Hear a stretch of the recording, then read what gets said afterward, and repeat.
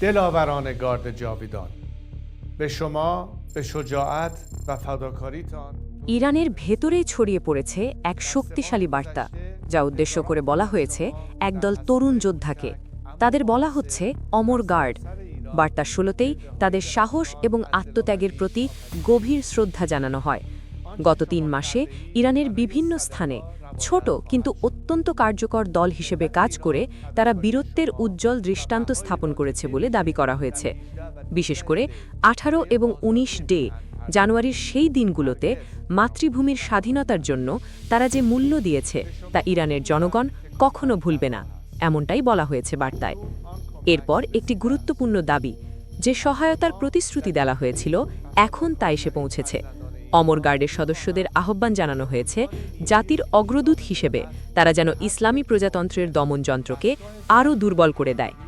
তবে একটি বিষয় স্পষ্ট করা হয়েছে, এটি সাধারণ রাস্তায় বিক্ষোভের আহ্বান নয়, বরং তরুণ সদস্যদের উদ্দেশ্যে বলা হয়েছে বুদ্ধিমত্তা এবং কৌশলের মাধ্যমে দুর্বল হয়ে পড়া দমনকারীদের বিরুদ্ধে আঘাত হানতে, যাতে একসময় লাখো মানুষের রাস্তায় নামার পথ সহজ হয়ে যায়।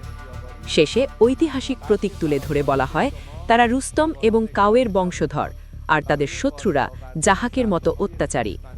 আলো আর অন্ধকারের এই লড়াইয়ে তারা ইতিহাসের সঠিক পাশে দাঁড়িয়ে আছে বলেই দাবি করা হয়। বার্তাটির শেষে বলা হয় পাইন্দে ইরান, এর অর্থ দীর্ঘজীবী হোক ইরান। روزی نهایی را رقم بزنیم. پاینده ایران.